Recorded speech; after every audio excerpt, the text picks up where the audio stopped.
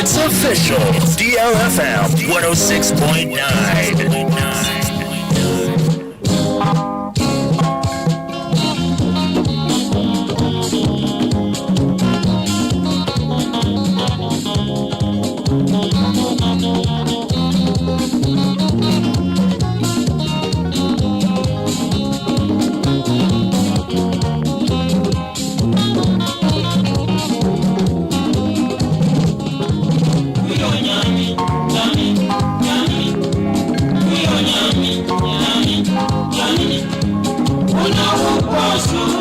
Nipa nyina nim se wo Nyankopon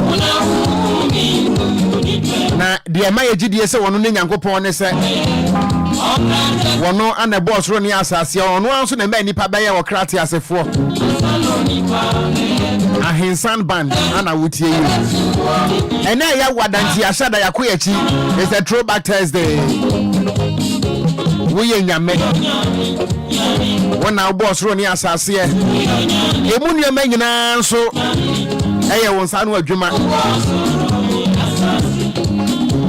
emu nua ma nyina ye Nyankopon sanu adwuma enu ntia no pai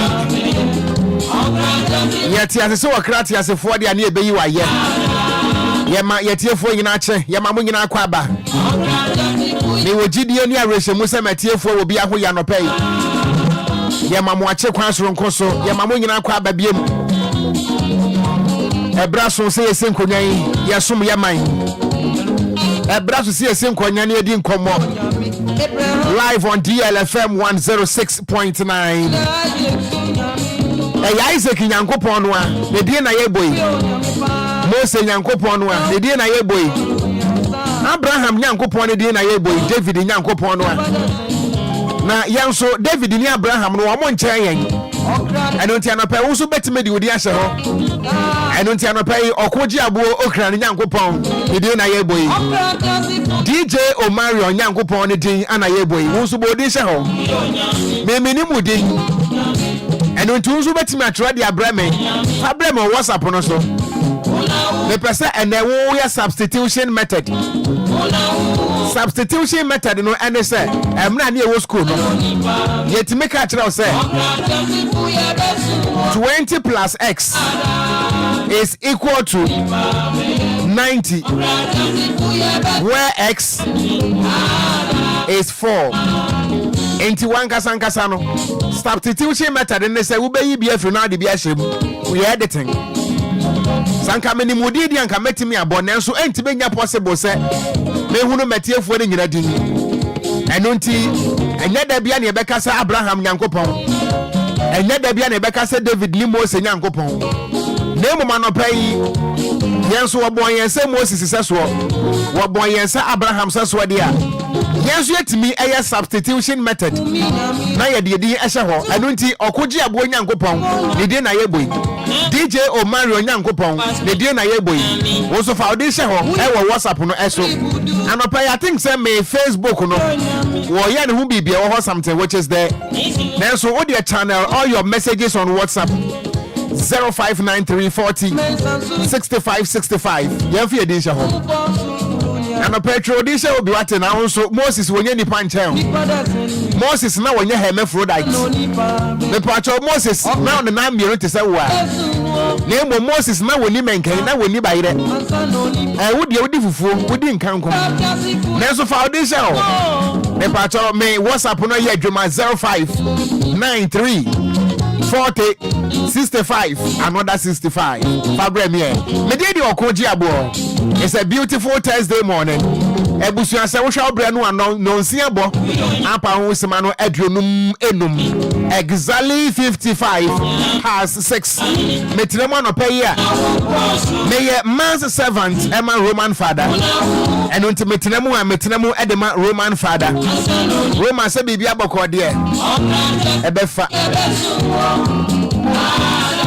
ensuo to a otwa mansa na chi na efo enso the sport ne honsensan na de empanisi e wo hoda anunti anopai is a special good morning goes out to you Roman father anopai yeni nkwamai Anidasoɔ Wɔhɔ Obia morning show no ebre no nie yetena say yedi nkwamo say yefuno ba komo ma without any victimization, without any discrimination. We are here as one people with a common destiny as Ghanaians. And once again, we are here today to declare and to subscribe for a peaceful elections on behalf of the entire staff of DLFM. Now, we all subscribe to peace, harmony, and democratic process of our elections. As we have about 25 days to go. And until Yankopon wa ye akadi nipa beye. And it is the responsibility for you and I say so we will deepen the harmonic living as Ghanaians. We will deepen the peace of the corridors of Mother Ghana without hesitation. And now ya wada o ebusuya November boss me that also do 9 enio Nyankopon ayebi. We have about 46 days to bring to an end the year 2024. Akane for makumako aduanan ensia na 2024 ye de abawie ye kase hure ye chance ne nipa bi nim say nto ye nanso ato ye na 2025 besa beto ye wo besa san ye ho akọ 2026 beba obesa ye ho akọ 2027 beba obesa ye ho akọ ebusuya ye wa hanomo until say me no mienu botaya Nyankopon de ba ye bewie na Nyankopon be de ho adanse aka say oh ampa akwapa no pakfo akwapa no kwafo modi kakra ho no kure ye Nyankoi jemeso amen. Mekano hanomo last week say ebusuya carpenter ni a wo be ye fundaka ye nyanwo no ntie ha ho na emom no di no kure fa no kure di wanim na akodie bia de ho no mo a ebetimi atwa fa no kure so eno nti se wodi no kure a me pa atwada temptation de beba nso hwe ne beba nanso ntimi ne usi nkuni mefiri se wo de no kure ana aya okane a na emom no se wan hwe ho so ye nso de a wo ha wo ho me de Okogyeabour DJ Omarion ono de eduru ya wada say ya abrabo say ya no obo no a Shiranka Yankopon, Ayeyin Canadin, and Nasin Ken Radia. Ye Wakwe Nemo,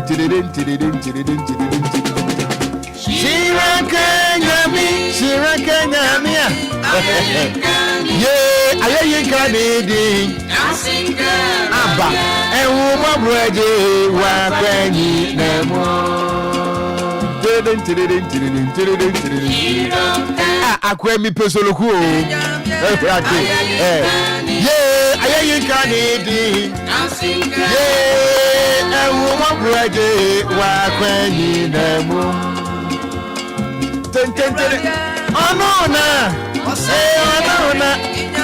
onona wewa je yankwa chiranke nyamia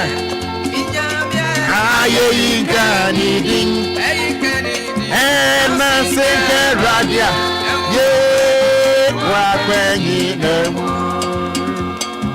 I'm a pay my mention for me of a child's coffee the baby. I walk Michelle Camp. What I said, Bibia Bokodia, yet you know of Fata and the Pastor Williams. And I'm here, Minia Kuman, no po wompo, Minia Kumano. The day Eddie Williams. There be the day the Eben, there be Williams there. On why I'm off, I say. Name of Eben dear, Minia Kuma cra. Jadia might Jaria Bear Pa Brasas. Me Penai Dano, I know Johnny. This I'm truly trying to tell one son of Bedja or the boy in one pedani. I was a maintenance muntem, and a brainy hop, may pentam say yes, a generator. And if I message in the Brame, I will WhatsApp on Esra. The enthusiasm behind today's program is different. The euphoria alone. We are here to command the space like nobody's business. I'm not a wobbles missing your high, no, I was me free hono, Esiwa. Yeah, Obia, no, I'm Mikita, a year free to a betting cake, and me and Casame Pesoloku from your room. Memma, Messi, what me to Hono, and I'm about to away. Yea, I would not go for a woo bra, ye the free of room. My meetings and I can come messages and I can media children. So better. What's the media power of London? Hackney, welcome back. Hope you have a great day. Medase Papa Pao. Yet, yeah, London for you now. Hey, London for Mukrum. Yes, we say good morning, Wafa. I am Hannah Cranton, aka Mameya Papa B. Ubeko Musno and Papa Biaru. So, a man pesao. Ubeko Facebook, no, me did the Efia Papa B, me did the Ama Papa B, Ubetana Abigail Papa B, and so no one Papa Bia, Wabu. Hannah Cranton, aka Mameya Papa B. Papa B said, Biabako, dear. Yeah, media me had you. Was it live? Okogyeabour, you are loud and clear. I walk Tema Community 25. Was it? I thank you, Jesus, for making me to see today. Hey, bro, for the Motrobio. Yes, you're back. We say good morning, Senior. This is Bismarck Didon. Me and Bismarck Didon. Also, Okogyeabour, you are loud and clear. The program this morning is more than explosive. I mean, to say, good morning, Wafa. Me day at the Gladys from Dodowa. Or say, Amino. Fawubano no be mawa. Enquiries yet. Hey, me told you, Mr. Ejidi for. Hey, whoa. Where's your good morning? I thank God for today. It's another Thursday morning. Nana Abrefi Safua Kentimpo. My main chairman wafa say Ama Yabua Kentimpo of Rainbow Radio. Ama say Bibia Bakodia. Hey, Ama Yabua Kentimpo so na wo be fu papa. Wonu nti ma anya kokoda. Wonu ni hia bia na wahye. Hey Ama. Na yinti. We say good morning, Okogyeabour. The gangster cat I will take Thursday morning. Was it me the DJ Ghana man? Me sure say betchile mo biem. I will betchile station ho. Also Okogyeabour ewurade. What is that dynamite? Oh, I say toam. We say thank you, Jesus, for another Thursday morning. We say I am blessed. Amen, amen, amen. Nana ama Ousia from Awoshi. Nana ama Ousia. Ousia, woman, and the Adriumi. We say me ding at the Belinda Glico from Dakuman. Good morning, oh Wafa. I thank God Almighty for everything in our lives. Good morning. Amen. Hey. We say my name is Agbenyo Francis from Pram Pram. Pram Pram for say Bibia Bokode. Ofa netete. Na machia moto chobute. No dey mean to me nyaka. Na mwagem so wonya adwogwa na kire say ba bia me free ba no pay aha no modwo pa. We say me dey 49 na amansia premiere, amansia kireben, amansia petekura, amansia kokono. We say I thank God for today and that of my family. I'm a penyankopon wanim ni abai. Professor Kofi Abraham. Na wase me di de nana adwoa onyankopon me da wase pa na wo fanso me mawache nana adwoa from East Legon. Hey, East Legon de wo krom wase wo fa ba ko pe no size. God bless you. Me da say empa no mobo no mabobia ma me wate mu didi amama me empa keke nso muntim mo omodma me yey wese me de Margaret Baden wase Jehovah I thank you. O say daddy me da say and I thank God for my family. Amino. Hey, o say ya Jacobu so what's it for today? It's my daughter Linda Ousia. Birthday me patch on Facebook no. Afedi abantim patch wada.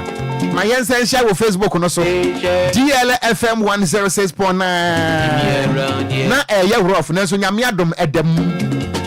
And on Facebook no it's DLFM 106.9. Thank God it's Thursday.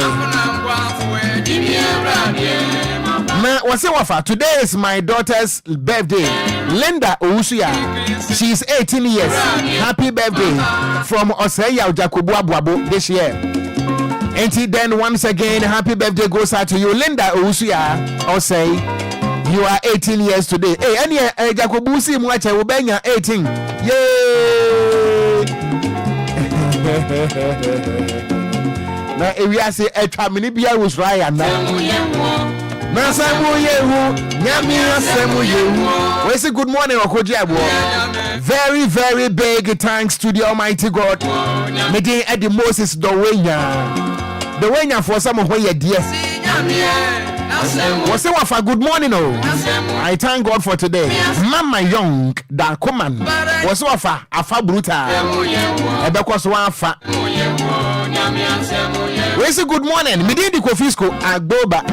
Professor Boba from where dear. Na ekwan no a ekwan tantan no a ewo Agboba fitting shop no a ekwan adwensa ho no sa akwan tantan no enti Ghanaian municipal assembly abokobi enti mo de sa drip machine betwi su kakra na ye dan okwa so eso wo hira yimframa me pacha wo Agboba fitting shop me ye sure say mo American Ghanaian municipal assembly urban roads engineer works engineer roads engineer D&D engineer machines engineer mo nyina mutie enti bi busa wo Agboba sa akwan no fitting shop ho no sa rough road no a ekọ adwensa ho no enti me pamche wo machine no a ye de aba no egu assembly ho no mo di twa selfie anase mo de ye den anase enti petrol any fuel am beto agum Ghanaian municipal assembly mo di be yi sa akwan no so kakra ye nka se ye pe asphalt enti mo twa so kakra bi de ma omanfo wa Agboba na enti aye den boy ya di mfidie begu assembly ana mo di twa selfie ana agboba fo nso emfa wo ho emfa wo ho say honorable assembly member Dennis Mensa so wa honorable ntisa akwanti ya wo fe ekwa tantan we ekwa tantan say boy na sa akwan no so eda assembly member ne pono achi pe eda ne kwa achi pe meka agboba fitting shop adwensa ajanse ho no enti assembly member wo agboba honorable Dennis Mensa so wa honorable ekwa we eda wo mfitire penti kwa tantan we agboba fo nka so o mo pe asphalt yo wo mo se muntwa so keke so that ebeya more trouble enti ekwa we honorable eya wo fe na unit committee members amowa agboba shame unto you people shame me your penny Israel Mr. Israel shame enti kwa we eya wo fe ekwa we so na mo store anim pe boy ay radia we say good morning enti Kofisco catch assembly member na say won twa sa akwan no so mama wate machine go assembly ho minim de omo de ye enzu to na ebo no na awie ebo na ehye no minim ada. We don't know how to utilize the state resources at all because of cheap partisan politics. Yeah, bebre. Wait about was good morning. Meeting at the Doris. Wafa. Was it Mechia Papa? Was it I thank you, Jesus, for this opportunity for me to see this beautiful Thursday morning. Doris Bibia Boko dear. Ojeko Chono. Namajimisu Wojimra. Hey, messages it does home. Me pato share me on Facebook no so fani gina breme. Hey, DLFM 106.9 on Facebook. We say good morning, Wafa. My name is Juliana Vanderpool. Another blessed Thursday morning is here. Okogyeabour Ocran loud and clear. Ewo edukrum. Enti yachia edukrum fo nyina mampon edukrum. We say greetings to senior. I say greetings, senior. I am very grateful for what God has done for me.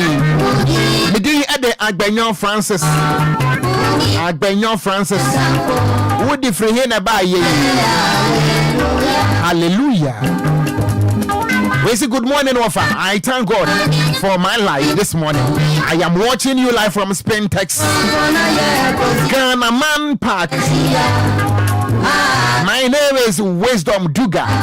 Wisdom say bibia boko there. Good morning, Wafa. Amen and amen. Me dey at the Abena Fati say bibia boko there. We say good morning. My only Wafa Anumanam, aka Azer Razaya Mama. Oh, I'm mama anyone ajo. Was it what auntie Kwane forgets Libiato and the meton forgets. Now was it me the great we have tell my community 9.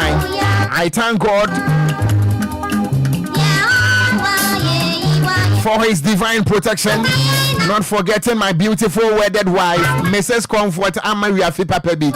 Hey, also, what the idea got me to do? Yeah, would I do? Then so a brave one, be was saying, will be a check of why I was a home and for the piety. Hey, what bravo. When you're Santinanka ever had ebe, oh bravo.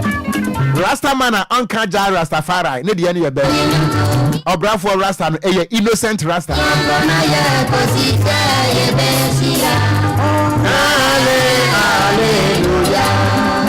We see me did the piano of our way loud and clear. Every time my new town was say God has done it again. Was say for good morning. I thank God for my life today and my family. Me did this at all Sakumono.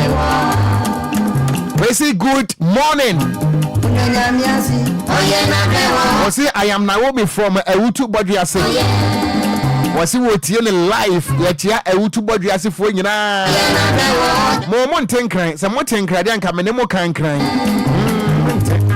Hallelujah. Oh yeah.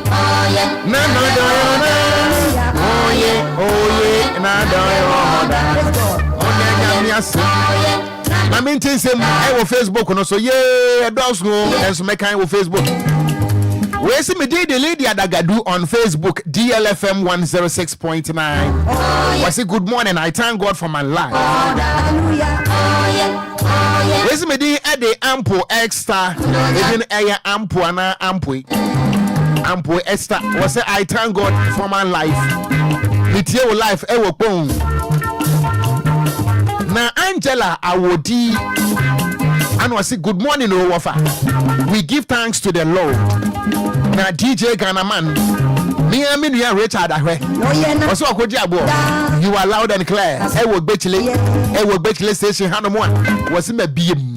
One more ton watching, one more AD watching, one more Eton Contomri, one more Eton body, Okada for taxi drivers, Dokuno for one more Eton petition, one more Eton Wapengo, Kikabichira Wasi, one more Eton dot, Uradia, Abasahiamo for Mane Mema, was so be a tea, I will Bechley get us say DJ Ghanaman FM image sounds. We'll say this is the time for us to rejoice in the name of the Lord. Nana Asantua was say a good morning, no, Mejoso. Mame Akosia Yebua, and was say thank God for another beautiful Thursday.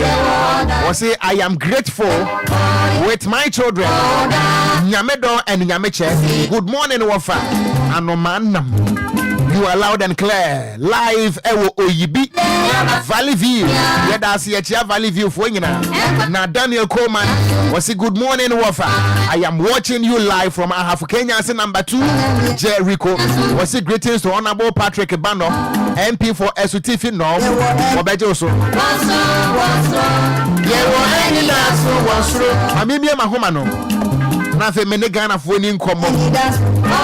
And then no young Kwane Bebresa, ye born pa to pa. Nafe William Swaba, ya men chekura. It's Rewada Midasipi 0534050199 0534050199 and 0593 406565. Na anopai was of Kumchacha ebebefia ha and untima menka was of Kumchacha de nibi 059 tele 40 65. Yay, good morning. Wafa. Sack what ye? Wafa machine. Mejo so sack. Wafa na forget me everywhere. Just say scan code no benya forget ni bi ato. Enya mam code ne. Ensuro kasewe. Wafa mda nyame ase. Better. Emma mabusiafo. Me da nyame ase mama brabo. Me da nyame ase mama djuma. Me da nyame ase Emma DLFM fo nyina. Enwa man tie fie sugar nka. Me da nyame ase mana brabo. Me da nyame ase ma silver lady. Ene na Anidasoɔ Obia Roman Father, Midanyami ase. Yesu dim. Amen. Amen. Good morning. Papa Matthew. Me wa fase be ni. Papa me Ghana ni tuka good morning am ntiase. Media me free Kosumakai.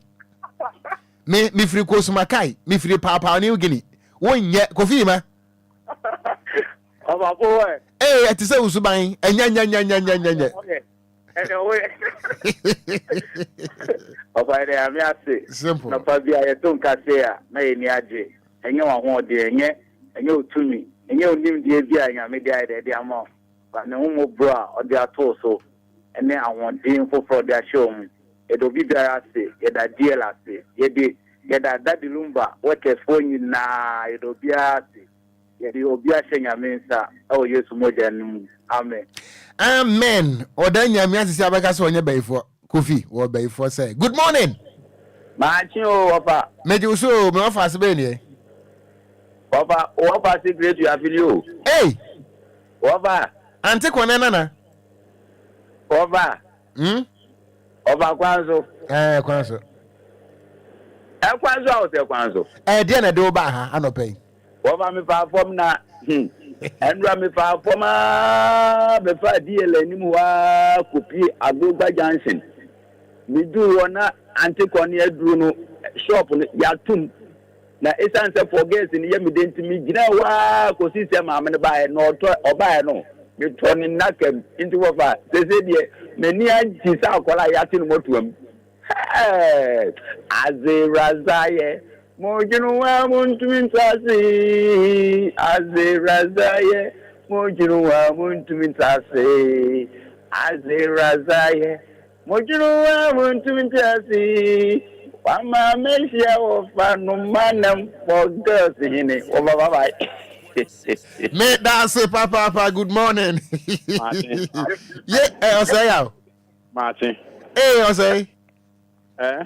Hey, I say into the bay ye be. Na sabe ye di wu ai ja hwan san ye wu.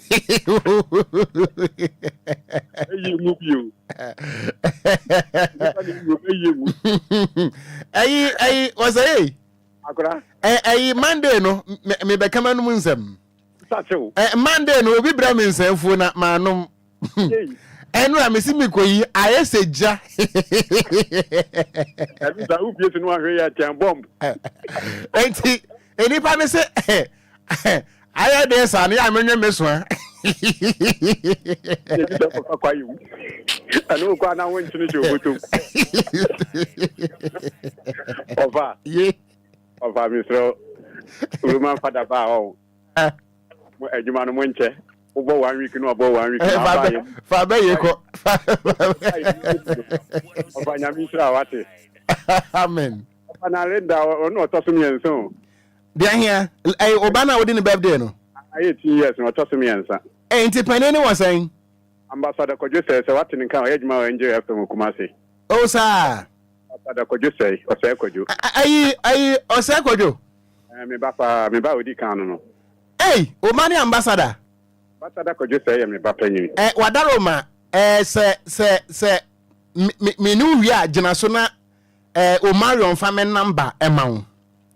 Na Kojo say ntimi no bedi nkomo bi na me pese me kan asem bi.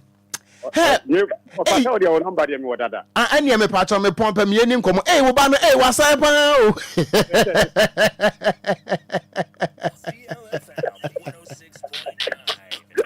Passeche ni so. Yeah, Obani ambassador Kojo. Oh, I see. Say one misakata ni misawaisa. Sam rantie de miensa. Omunye. Na de odi wonu na chi ye police. Oh, I see. Macho. Oh, and ya no watch ya ambassador mame why? Obeti. Me catch na say me penasem from afar. Amen. One also was said to say me. O fa se ba ye ona na nti wa ona na. Simple. Ade na wabusi ani. Me da se me po am ye ni nkomo. Me da se ma chen. Ye wone. Me won fa se be ni. Didi o very ma asante. O voice de meti na me moto am keka me. Asa woni fufuo. Romantic one. That's right. So what dia aduma kwa ya ma anye PS wa. Ye fa fidama kana dishi na. Ama ndi sufu anya na sane ye. Atiti ya izafo ha. Palestafo. Ye de ti. Ama gana ya fa koye. Nkushi abatu wa yetu. Ya kwa dansa afufuru ni bi. Yema ya na motu nyina nsa gana fo na motu. Bi ya Yesusu ya dadi nyina. Fama adishi nyina. Bibi ya uso bi. Beko ha ma oso beko ha mu. Wa ha de yempe. Afungie na gana yepe. Amen. Kira so mayen. Na dimti. Amen. Amen. And medas papa good morning. Wofa. Ye for na. Amansi premre. Amansi akokono. Ye wofa wonim me. Wofa. Ye. Encha kese pa. Enkoma pe yawo. Ai. Jacob. Openi say Jacob Abo. Ai ye nyina ye fra manse. Na say yawo mesere wa wo number no emeka me nsa mesere o ma se me fa ba oba biso na me ntanka so be me ntanka so say yawo. Enti ekutia na ogbo ne mframa mu sei. Debbie, enya kutia. Na offer. Yay. We the mesra minimum 7 bra penny say ya wotie. Yes, offer tanka ha dwena anka me my number. Debbie, from enya o say ya nkwa na befa. Nipa bofro nso betimi afa. Mesra wan hwe ya na samambone waje nsam waduro. Okay. Say ya mesra wo number de hia me hia se me hu fa me pa cho. Offer. Yemra enede ne so. Offer. Enfrema ebo no. Enfrema ebo wo Ghana pesia no. Offer mesre Ghana maima. Emrantie a ye wo Ghana mesre. Ta enfrema na nyam frema pa ye begina ho amana fa ye ho. Ai frema na ebo sisi. Nti mesre enfrema na kukuru na eba ye ntwe ye ho na enfrema no entwam enko ne baabi. Because ya hwe ye na enfrema no ye gina mu ma enfrema no pija ye baabi edi bekwa ko wie no.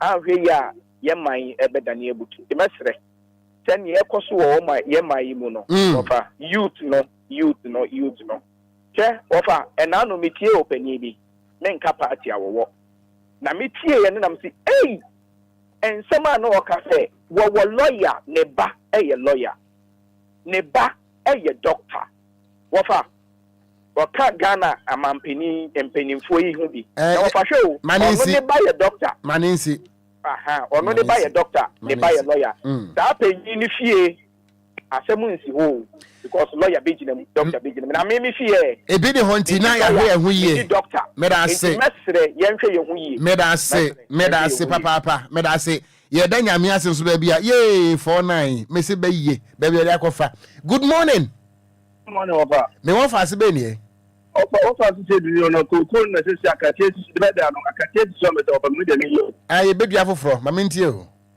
Ofa na wo se alepo ye wo so mama ne ayi fon kasa Ghana fon kasa ofa ne etuma mufu me se ye da nyame ase ofa me na nyame ase because ya na se eyi because me nyame ase e me go father any day abuso apo nyina nyame se obi bia why amen meda se we are my last caller at this point. Good morning. Went to me nyina so. Ene na busu amenti me mfa wo bia biem e wa ha no mo hwebre no a. Nonso abo apa ho sima no aduonu enum 725.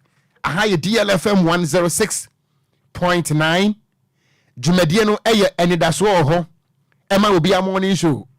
DJ no so ye DJ Omarion. Wo pedwo so asemu o.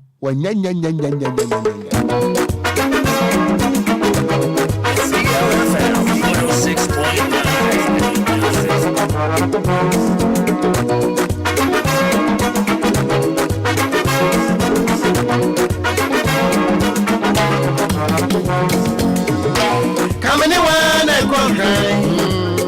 I'm halfway.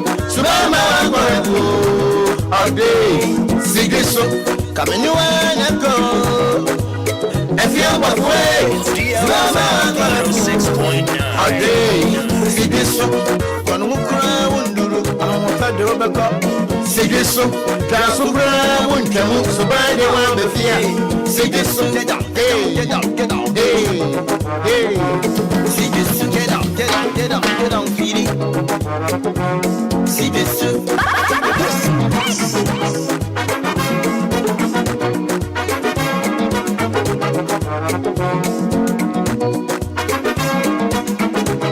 DLFM 106.9. I want to subai Kofi Yamfa ha. I want to subai. Media no family madam Yakuwa. Abua watchre ben. Abua watchre me. Media tribia wo betia mene. O tribia ko kamio. O she mi bo. Kaso be oyibe. Na ma yo kurufa. Ne to na se bebe. Sano e mo busie. Enye no ni. Afi uzuma se samio. Onu aduane a onko na wudie onye sika woni nkofo nko na mo che saade minti bi biem kra ebi didi na bi wade ebi ti ye kra Ebusia say na wudi wa woda tie me na tie me ye. Mo aye wo mo on the 14th of November nyina no ye mama happy birthday. Baby am wo aye ni mu bia no ye mama happy birthday.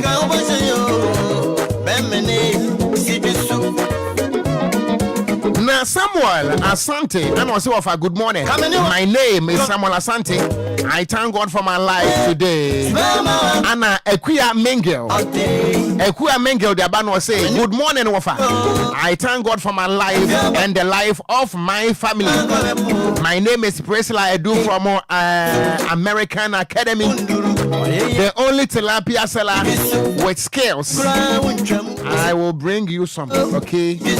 Or Shabu, as one farmer, or Betty. Or Shabu, one farmer, or Betty. Mekam will be a one dance here. Nas one farmer, Mr. Wobeti Krumha. Was it good morning, Wafa? I thank God for my life and the life of my family. My name is Priscilla Edu from American Academy. The only tilapia seller with skills. I will bring you some, okay? Have a nice day, Wafa. Mate, na mekamba nkusi honasa ama obejedi. Na Filippo Kwabreka said, and also Okogyeabour, you are loud and clear. Ewa Ashanti region. We are enjoying the show live. Greetings to Father One Cantona, my daughter Frimpong. Your daughter near Frimpong Manso a chance. Okay. Felix is also. Now, Bart Smith, also Okogyeabour, good morning. How are you doing? I am doing great by the grace of the Lord. And we say, I thank God for this morning. We see you are loud and clear. Ewa Watford, United Kingdom. Now we will see a very cross the Benetton. Cross the Benetton. And we say good morning, Wafa. This is the history time. Happy birthday goes out to Obia Odini birthday and then now Ebusuya on the 14th of November 1922 Anna Wapenia Nedin Eddie Butro Gali Tiemiye Wapeni Nedin Eddie Butro Gali Butros Gali. Now we are Egyptian statesman and a former General Secretary of the United Nations. Year 14th of November 1922. Anna Owuye on the 16th of February 2016. Epache Owuye now at the age of 93 years. Year one Ewa Cairo, Egypt. And then Sankwati Asian Ghanaian birthday. So we do birthday and now. When they were Pania, a baby now on Egyptian or no Egyptian statesman and the former General Secretary of the United Nations. Nedin Adi Butros Gali. He was born on the 14th of November 1922 and died on the 16th of February 2016 at the age of 93. Yewono Ewa Cairo. May his gentle soul rest in perfect peace. Davida. Na Ebusuya Emra na George Walker Bush, president US no. Na Ewura baby. Na Obodwuma George Bush amemwo mu. Woye American educator. Woye American politician. She served as a national security advisor to George Bush from the year 2001 to 2005. She became Secretary of State US 2005 to 2009. And then a birthday at the Condoleezza Rice. And until a happy birthday goes out to you, Condoleezza Rice, the former Secretary of State from 2005 to 2009, 4 years. Also served as a national security advisor to the then President George Walker Bush. He was an American educator. She was an American politician. Once again, happy birthday goes out to you, Condoleezza Rice. Hey, and as I would do birthday, I want to mean it. Now, the next on my list, the Prince of Wales. the Prince of Buckingham Palace, London, England. The day at the Prince Charles, Ebusia, and the birthday. And until the happy birthday to you, the Prince of Buckingham Palace, Prince Charles. Yeah, on the 14th of November, 1948. Now, Ebusia, when you say Prince Charles in the day, no, Ghana di womuana. The watch the part of Prince Charles, the Dian Kasanka Shadaka, Charles, Philip, Arthur, George, Arthur, no, ARTHUR, and Ghana, Arthur Nibia, and Unti, Nidian Kasankasa, the full name of Prince Charles, Charles, Philip, Arthur, George. Na Arthur, no, Efrehefa, will be from Mohara.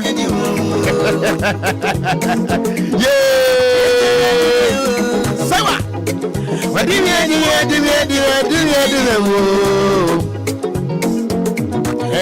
And until the happy birthday goes out to you, the Prince of Buckingham Palace, Prince Charles Philip Arthur George. Special good morning. Now, my mentia, Mira Charles Mante, on also US, Columbus, Ohio. I could say, Baby, I will call there.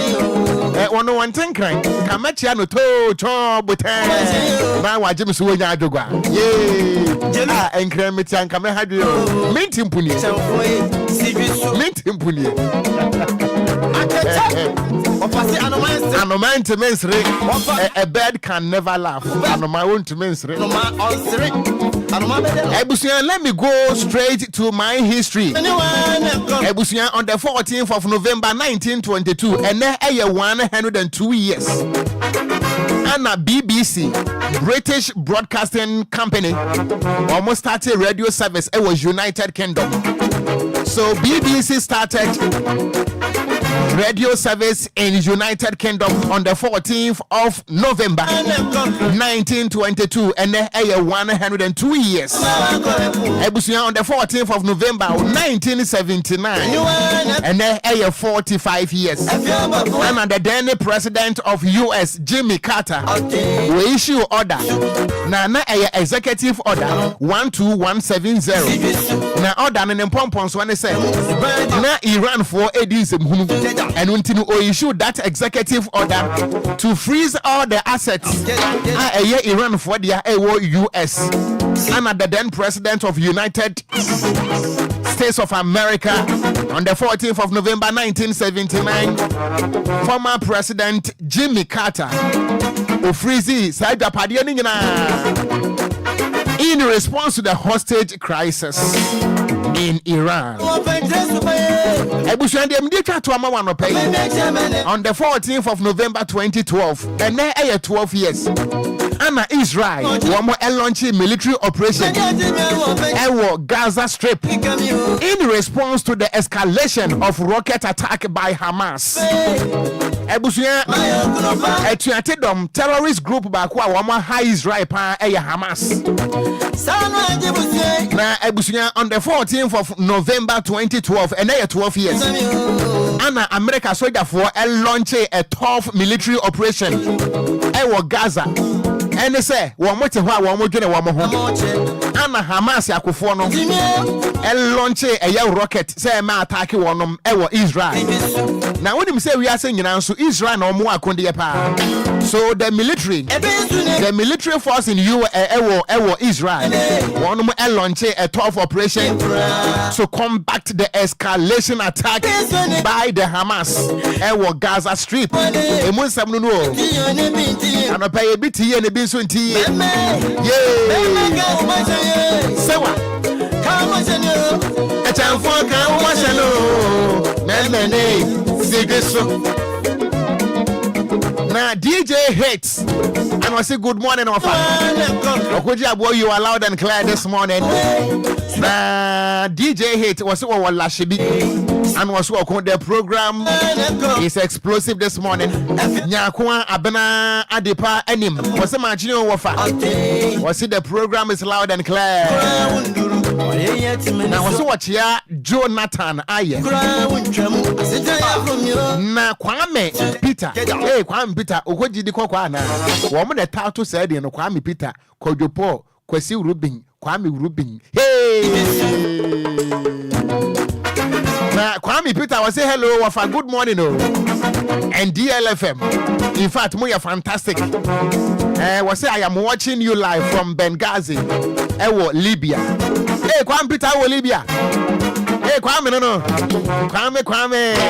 Come anyone, and me wo, and you know say RC primary, and you know say LHSS, no name ko L, and until say me Cambro Funas and Tomu and Yamia L local authority. Na me wa classmate bi na agidi for doors, na me wa Kwame Rubin, na me wa Okogyeabour, ana me wa Kwame Matthew, ana na me wa Yefusua.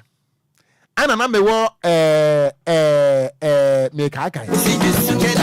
Hey, wo on pe babu mudi o. Na me sa wo akwasi amu akon. Na Okogyeabour no wo pento kwanso na numu ode. Hey, Okogyeabour. Na me ni kowia koko. O Marion apom te say wunim koko. Na me ni Okogyeabour ni kowia koko. Na unya kowia pe na kwa Matthew buafu enso no a obedi we nyina ka say we na we was me the Michael Ofori was good morning Okogyeabour. I am watching you live from Agboba. Please don't worry, I will tell the assemblyman to do the road and wanya honorable Mensa Sowa Dennis Mensa Sowa mene no be fraga so pa the name the machines ni go assembly hono mu a mampani ayade watch mfidie di ma assemblies enye ne so assemblies ni bitiri mu oden ana machines ni gu awiam ensuo to anabo no awiabo anafo ensuo to anabo no awiabo anawo ana gu ho na mudi twa selfie at the time where the people, the citizens are applying on deplorable roads. Assembly members ma fedie ebi o mikrum efiri bomfa asiwa eko bomfa nyina se ekwa we enu 11 kilometers and so bosomefre ho district assembly honorable Kofi Aduamu Atan DC bosomefre ho enti mo de machine twakora no se kakra na ya dan ene ba bia Ghana aduri ye de opemfo tena moto so efiri danso ye de opemfo tena moto so efiri nso ayem ye de opemfo tena moto so efiri anya so ye de opemfo tena moto so efiri ahwea so adeto ebepiemu ewo esiwa clinic because can't me ma district capital my friend say me free ho my friend mpo make us say me to for setam my friend mpo and so machine see egu district assembly ewo boso free ho egu awiam ana awia na ehye no na mampane de bra mo say mo fa nwu awiam anaso kasa mo fa nso mo nipa mo ya bro mo assemblies no mo nye mo kan be na Ghana ahwe ase yi na Samuel Owusu calculus and was of a good morning. The program is live, loud and clear. Was see NKZ in Kranza Hunu East was Okogyeabour with them ever home. Miami Krum also for penny be yare. Ye nyaka card ye do krum ho na embomo no was want to me fa kwan no so nti na ye the Methodist so for penny atena konya so atena moto so na mami bi yade yade ni free anyina se to asiwa district capital no walking distance na me pacha within between this short distance no eso na bosome free ho district assembly no ewo enu nti this ye bangalon was akwa tantan no so police station was akwa tantan no so esiwa clinic was akwa tantan no so me pacha district education was akwa tantan no so ebusuan district agric office was akwa tantan no so na yetime de enipa maame pani atena moto so na moto no wabeti ahwekwam na wawu maame na wu nya yade ne ku no na maame na timi awu en saade we eye empanifo ewo bosomefre ho no eye wo mo fe nanano mo hemfo eboko jamu ansem hunu sei eye wo mo fe na yade nipa tena moto so nipa wa yade ewu aye kosa na yade no ewo asiwa clinic no enyina se kwan no a enya nti enya yade ne ku no na emomo no wo free moto so etehwei ana owu wo kwam hontina say yesade moto no efefro no e de ba fie because when no ayaresabia e kwa time ti wo yarefo free moto so ate ahwefom wawu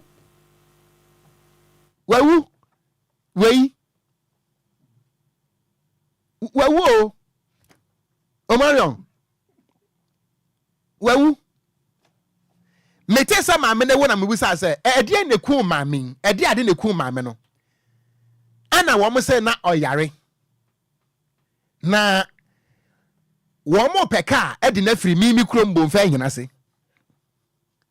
Omarion from bomfa nyina se eko asiwa et say we free Agboba junction ha eko Agboba just a walking distance o maame ne yare cars de bi wa nyina se kuro no but wo mo se wo mo nko because ekwan ne nye na ye de yarefo ahye motor rider chi maame pani a wawo ne mayam enso maame pani o ye de na hye motor rider chi e de ahoma entoma bonu mu se de be ya wontento na ye de nam kwan we so woduro bosome senior high technical anim ho no mo wana maame no e free na chi se kwan ne nye e free na chi efo mu kum ana owu ye na esese ye de entabo ebeto hotam efuro to so esade ne ko back ayasabia no yamfa na enru na mi bisawo you see assemblies no amwo krom ha no assemblies de esenka modwuma no enye partisan eno nti de ye kan enye partisan Mepamcho assembly asem ahanu yenye politics eno nti yenye politics ye can assembly asem the assemblies are there for the people the indigents Mepamcho wo assemblies no ada na moya brosa Agboba kwan na akohnya ne sa asem we nyina abe ke empanifo omu yusu sa kwan me kan oyem behyew Agboba adwensa kwan Agboba fitting shop adwensa kwan empanifo anam so me kan oyem behyew nenso assemblies no mo ya bro abokobi mo ya bro sa machine egu ho no mo amode ye dan Samre will be TM, San one also ni chrome, problem net here, be baby ahomana, but why drain yankoyanim? Machines nego on assemblies and what they are doing. Mampany and farmer must move venture selfie. What they are doing. And now a petrol amunti me and tongum. Internet machine or ya so light is as soon as you wanna. Me pachawada, rustic. Na test even or see those machines have been rented. Why? Woman the behind assemblies, no woman the behind. Na adia ba ko ya ene se wo me ye kwabra wuo na enso ya so mpafe na wo benya nanano mo hemfo a they are endorsing politicians nanano mo hemfo tese wo mo de wo mo reputation ato form say tem ana wo mo a etieti aso ba nanano mo yi yesi ye mu wo hene be na enso mebu mo be ena no pa yi mama empanese se wo de won sabenkum epagya wankasa usuman ya abontin so na edi na boto twene ye bu nanano mo be anopa yi empanese ye mu nanano mo be nanso ye bebu nanano mo hemfo na mo endorse politicians no ana we be wini nanano mo hemfo ni bi etime predict percentage politician benya enso na wo hene wutim futurom wani na ewuo wahene wutim futurom enso wo endorse politician enunti nana wahene wo endorse politician na etiemi what the one sabenkum ana epagya wankasa usumayo enunti abontin so ni de ne nan bebo ato atwene akere wo kwa tantan ye nipa nam so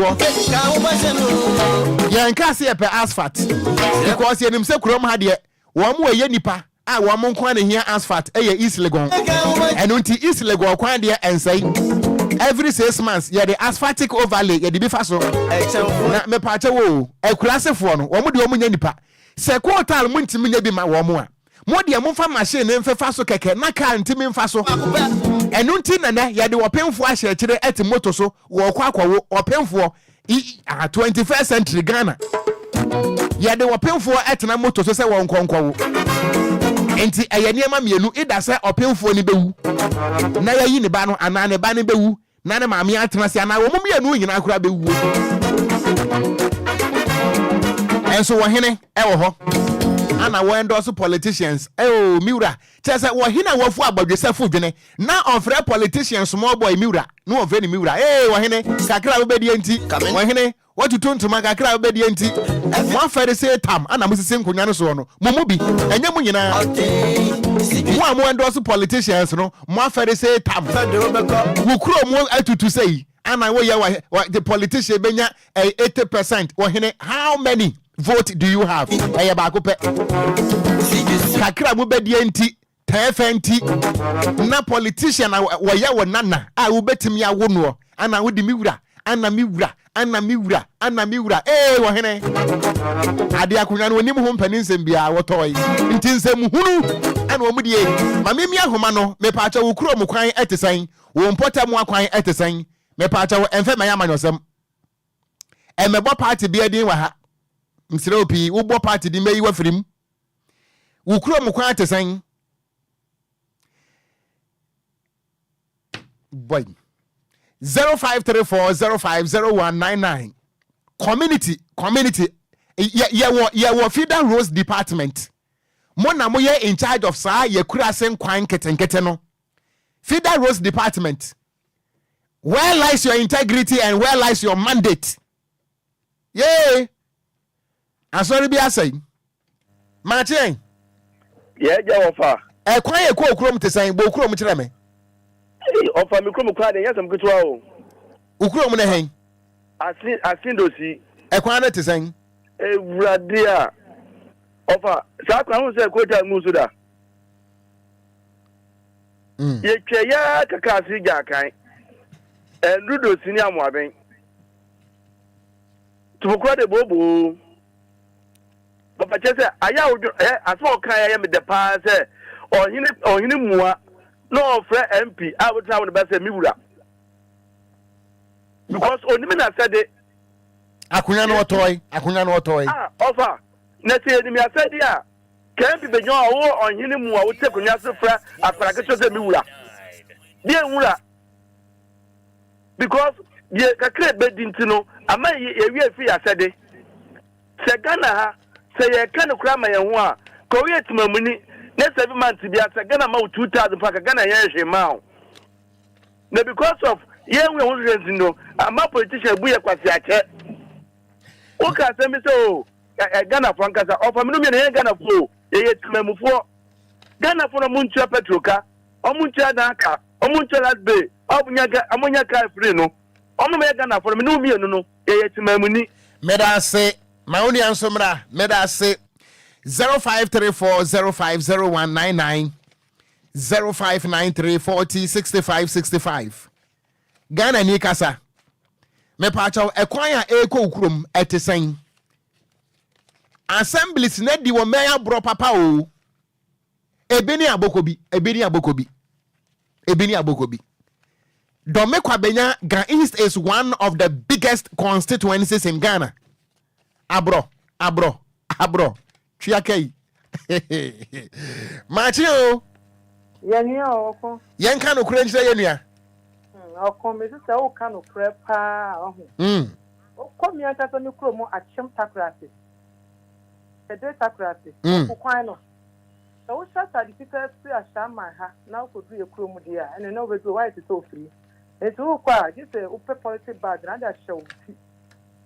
Kasa ukoni na ansa na bia be from no be okay kakra. Okuye kuro mu kwan. Achem takrate. Achem takrate kede takrate one national organizer. When nye kwan nye na say of that somba be fine. Okwo mu de nyema be gu kwan so me ha me ka e ko 20 years. Nyema ni gusugu kwan ho. Etutu kwan ho nyina na e betwa so. Ocha na mu de kakra be guso. Kakra ni be guso so mu fa bi nka ho be ho na sa tutu. Cars ne na ma na ka tai ne papai. Okuna me se me de mikro mpo de ho akakra nti no. Me nka amra tema ha say Harbor Road. Okumi ban wi atimi hu kwan ya kwan fun se Harbor Road me se anura mi akasa me ko Harbor. Che se mi hu bi da. Okuta mi atuma me ke nsu otopa na jo mi jiri sa accident be tin ko so be wu Harbor Road me so. Okun ese Ghana mpani foto mo ni bata Harbor Road ya sha ma de ni pia kwanye. Na tema Harbor Road ho na Harbor ho na sika be free ho ba na kwan nye nso e. Udu size 20, efa size 17, na Okogyeabour. So there are some Americans, Ghana and Penifoni, and now say presenters will be cover finance, no own chat, not fancy Facebook, no WhatsApp, TikTok, no hate the way finance here. Maybe Okum. Meda say, yeah, for the Seponazent was soon as you woman country, but penny be and a penny bankonazent was so. Meda say, Achem Takrase, Kade Aya Kwai Bibrim, Abro, Jai. Martin, Bella, over. Me one fast Benny. Over 2 days, no. And Kofi, ma. Kofi Ukrom hang. Over me, Chromie, I can make you. Achem Equiase. I'm Coco Equiase. And Tehani Equa West. Aye. We come one day, Mukoning and Minofa, a year. Nanso, you come as Sama, Diamond City, dear. Over. A day why I come on. And so the quantity of the outboard. You so down to me, Uncle Chromo over. Now, who Chrome Krawaka? Because Quino, you see, no, I had the Quina far, and I can't so near over. Offer. And so your teacher machines, you know, Ashma, Ashama Municipal Assembly near you. Eguarium, and in Sio Tobrono. Asma Udika pa, because it made me say, I buy at the machines, Abba, district Biaobi.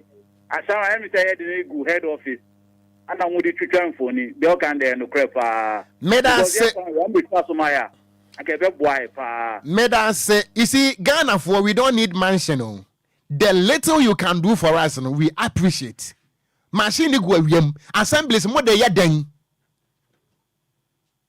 Ebe, and so you go saw them. Kafra, went to me, you know, so my maintain for her, Martin. You're welcome. Bodi chira mi en. Aye friend Thomas Ayin. Ma menti o yira. Kromi. Achem Swase. Nyen ayi. Achem ase ko Swase. The man who cry. The SMP for mu tomo ni hwe ho. Oko gbajuma na mi hira o. Me da say. Mu ade o kan no kra. Na otan aba ho. Yes, sir. Oba de say on bo ban e ma pa. Ya so ti say ni idea. For man le be ya da say nyame hira no opanfo. Me so me da say nyame ene bambofo ma chien. E ja oba. Bodi chira mi en. Wo Fatima na ola ti. Na ma menti o. Oba se mu bi awa me ta ta se awon puni bi o ha ye ko to o. I want to my can obey. Sana district assembly for no so omu na oma you. Kacha o man panyi di machines ya bego si emfa mo kuru ni emfa nya tuduma kakra ngakra ukuru num. O ma pack e go no so omu de ye de you. Ana yo ma japade. Ofa. O ma tro pe so mo ya abura. Eje no aburo ni ge no benya wo. Ejina de bia ya me si ahemfu na first ye kan galam sa asma fi yan ti ahemfu ni bi no mo ka ho o munyi ni e koso no sana assembly for no so ayo ka sama wo ka de ma bibi tira moto so wo krom ko ti to wu ayo wa hawo abra machine to e tumi de twa so sabi nyo botom sika ni edi tofu egum e ya ban ni sika o so mento na machine ni si ho e di so omo be twitwa area na so omo de be dey Omo dey try pictures.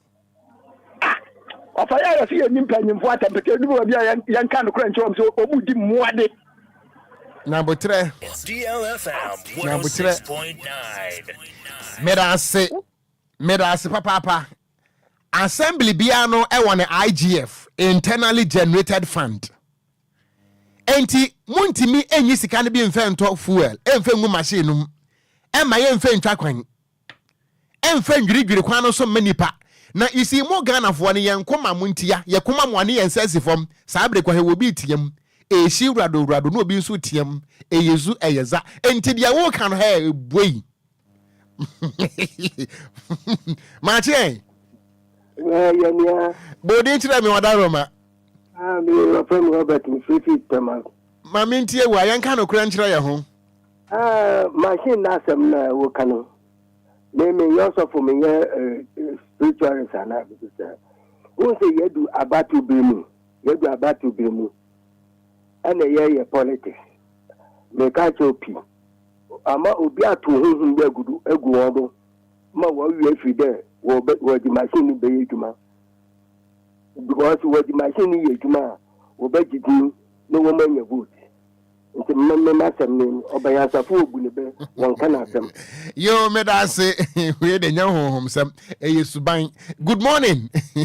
Good morning Okon. Me offer ase be ni Auntie Maggie ni o. Auntie Maggie, ye ni nkomo. Ye wura mu amebre yo ye di nkomo ampa. Ma menfo afi di kase so na me machine lawyer. Lawyer Frank Afrifa. Ai. Happy belated birthday. Ya mentimi anwura mu anwo no. Na baby a Roman father will be an so mechia that the Lumba. Everybody mo ye nyana ho ban. Yo Okon. Mi kuro mu ye kwawu pepiase. Kwawu pepiase. Ufia bitifia. Na wo komi kurum. Right, no mu yi kwan na be si pepe dey. E bitifi enfinfin ho. Efi ho kono. E kwa pepiase ne de ya anya kwan no. Ayesa dame aye to no. E kwan ne keskef nsu wom. Enti e besere no. Won de wayi ni kurom kwan na zia. O de pepiase de no. Won fa machine no e me fa so fi machine ne de. Me se mantam bi abama ne bi. Na won fa nkoji so mayem. Na yen so yakoma ento yem. O kwa e kwan ne de simple aye so ko na won maye ne kama. Na DLFM 106.9. Medase asamu a wodi atu dwane de edamu trodo politics na no mo ye oni nyame adwuma Medase papa Auntie Maggie me pacha wo ye me last caller ewa ha machien. Good morning senior. Hey ekade enka training tu na me say DL me say I had to say V8 in the benzo sa ye ntro ho escafo nko na eto DL who diska who to me frɛ hɔ da 106.9 mo nyame nhyira mo ne mo adwuma pa mo ye senior ya ma mo ne adwuma no pɛ ye da se onim assemblies no de me hu de ha mo na sa unim afie nya to do wonya road minim sa kwan no asai more than 35 years in Azo we kura was akwan so azo we wo ho. Me se ko hwe bridge na nkasa na e wo ho no. Afie nya to do wonya bridge na nkasa. One day me say to car na bra na be hwe.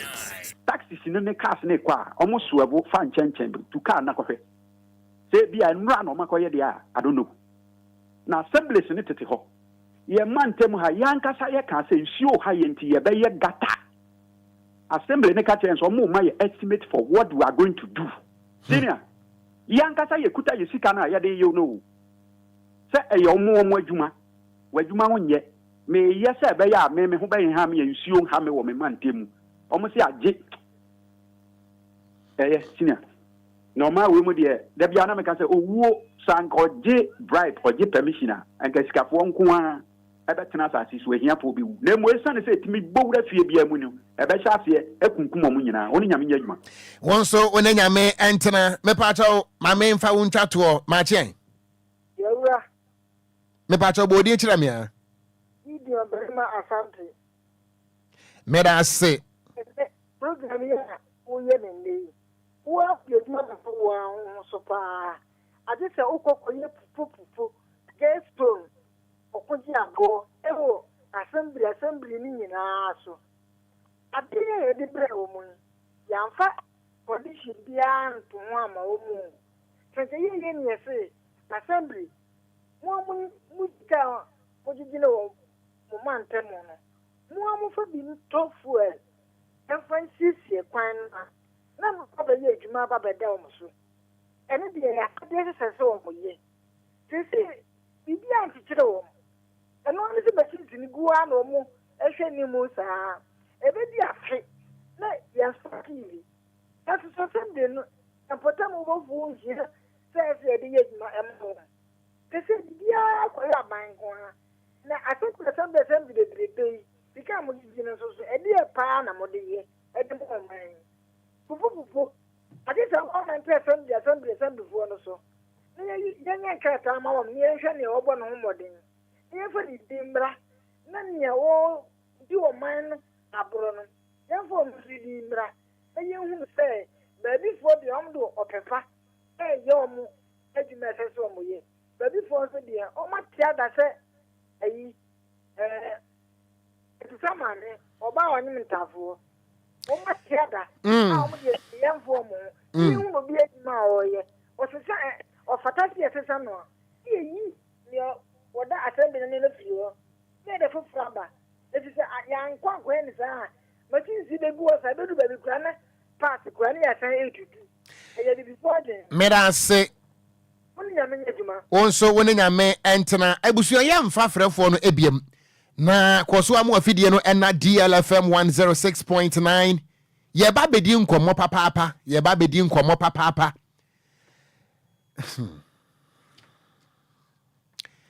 Yen anonom say abofra ne nsam hye enye hye na abofra ne nsam hye enye hye na.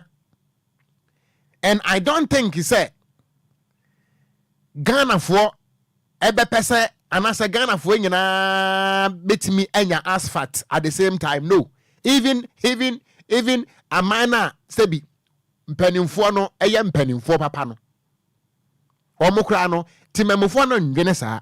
You see, Ghana nka yenhia bibi kese bia o enunti ana mama ekom de Ghana fo na ebedru elections ya na mo de 50 cities asesa na adwe no asa ato amamo no. I am talking about politicians in general from 1992 till today. Enti machine no mampani atimi ato de aba enye machine to na ye problem o yetimi ato e de aba. Me pacha Obia obeti sika. Listen to me. Obia obeti sika esi mansion. Na mansion ni besi enwura mu apro. Na obusa nse wopani ada ne wasi mansion na wonti maintenance na apro. Na obeka kire wo se ope 1 cedi e de akoto bob e de abehye entrance ho gate ho ansa na wawuram. Nanso onya 1 cedi. Entina the whole mansion is seeing Muramuapura, any pana will see down. Mentally, that person is incapacitated.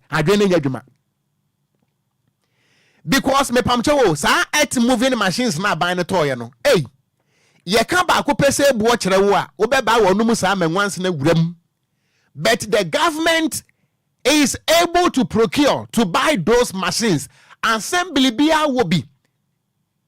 Assembly Bia will be. There were 275 constituencies in Ghana. Assemblies ningina will be. But since I distributed these machines, here, Sikampua, ye de tabis a machine, no, every incline, echo the various districts, ye body a Ghana ni, wo yembecha kuro. Yet me the Omani Sika access machines, no, every incline, because Mampeni pa hontoma, ewo a blaster square, akraha. And ye maso, ye de Obia dia command the kurase, ye do Obia dia ko. She low bed yes, excavator see, because excavator won't quite menante. I just hear some high low beds near the so. Abandon to me ye way na ye de can see assembly one more. Adani photo shoot. Na on my way, yanku many pentia. Yanku many pa emintia. Nipa na wo kwa manu no ehia ne se tam mimi ni bi but wotim se nipa we wo gida metu sre wo ka no kura kire no na se wo kwa manu a odo political party esene ne nkwa na me se san ye ne sisamia radio sisamia sisamia tamwafwa sisamia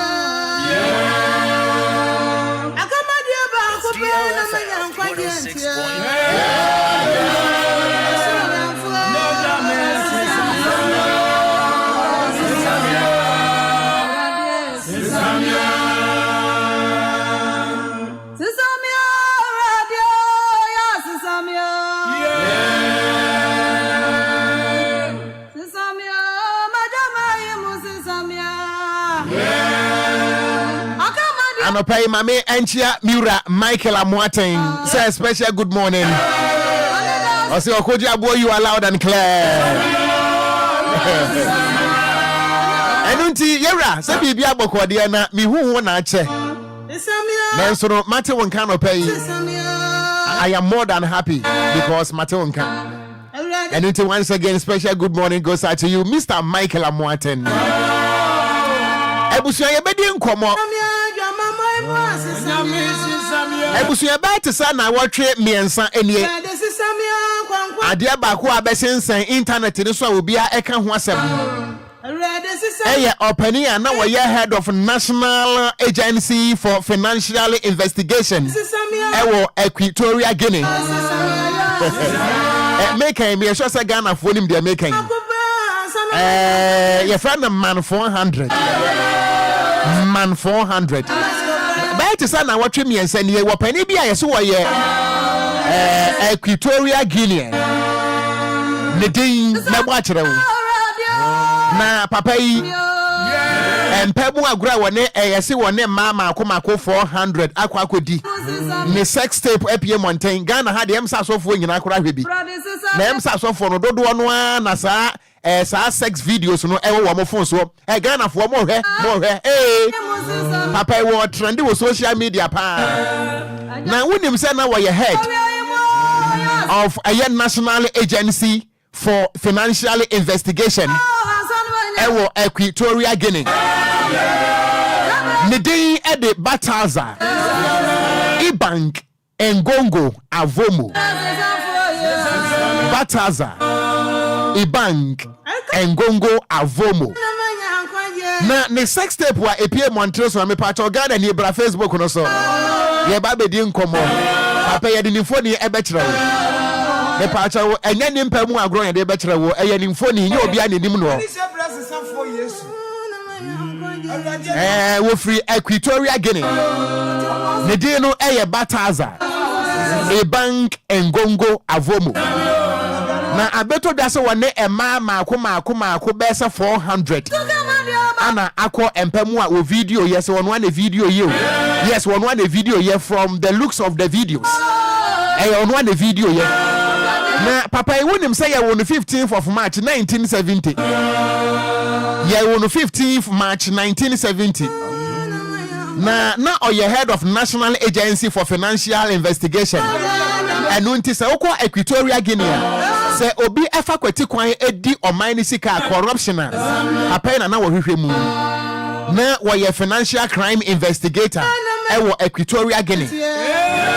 Na abusuan wonim se on the 12th of October 1982, enipa sabe na waye president ewo Equatorial Guinea na ye friend Teodoro Obiang Nguema Mbasogo Temiye. In the year 1982, enipa no waye president ewo Equatorial Guinea na ye friend Teodoro Obiang Nguema Mbasogo. Me pacho sa mampani ne wafase ene abrante anedi ede Bataza a bank Engongo Avomo. Ne wafase pa no the former president of Equatorial Guinea. Ne wafase ana ne sex tape epie na papa no ebusia ni videos no Ghana fo ahwebi ene efia ha DJ Afiba wahwa ni nyina menasi DJ Omarion wahwa menasi Kofi Taylor de so wode aye video woni dem Kofi Taylor wahwa menasi ebusia sa de no a esi ye no manhwa ne kekene nko ye wo moral lessons ewom adesua kakra ewom moral lessons kakra ewom me pacho asem bi wo hono mu a ebeton tentan fidie no so na so hwe bia na hwe ne kekene nko. You have to label the moral lessons in it. Ebusuan sa wo hwe adesua kakra ewo papa ne video no emu a sa wo hwe mu a ema no a wone wono mu eye asade no wo mpamu a wo video de ba bonten no me pacho wo ada ema ne bia warefo ana papa yin so wono ankasa nso eye warefo. Mommy entry adwin susu se ede na beba ema oba warefo befiri ne kunachi akọ bema foforo ntan ko di sa adwuma no na yemusa se ede nso na beba ama bema warefo nso obefiri ne yirachi akodi dwuma ete saa And it is alleged say some of the videos coming out say papa de bataza iban engongo avomo ono so na yire ono so saade no anano wo ye so Ghana for man Ghana for mema ebinom ya warefo na mutie mia ebinom so nya warefo. What do you think will be the cause? Saade we ebeba. These are the moral lessons saade sunye wo mu a yefa enunti me papa prophet Nicholas Osei was of Kumchacha Atenase. Papa Atenase say anachire say ye asamu aba. Enunti yam papa prophet Nicholas Osei prophet Kumchacha Papa Atenase. Ye ba besuya de read the moral lesson adisuya e was ade no. Papa asumdie enkan menua mejoso menim se bibia ye boko pa papa nyame e de acheyen madase ma menchia tiefo nyina na ma me kwan na menchia empanifo bi ansa na ya start okay baby am yimiti on say enu anwumre nyina na me yimiti eja baba ne ye good papa I see twamia na eja ma boje se no na eja why neat kama pa on Tuba Junction or Kokaso a yefre baby Tuba Junction wa be unse mfutu kwan na da wona ubisa Chris the Barber Shop Obia be chero Chris the Barber Shop Obia be chero e wona me yimiti what we good penifo pa and the UNT e wo ho enti me chia won nyame nhira won no ma won kwatente no wadwuma nkoso Chris the Barber Shop e wo Tuba Junction na afi minchia openi ba konso a ye frɛ no doctor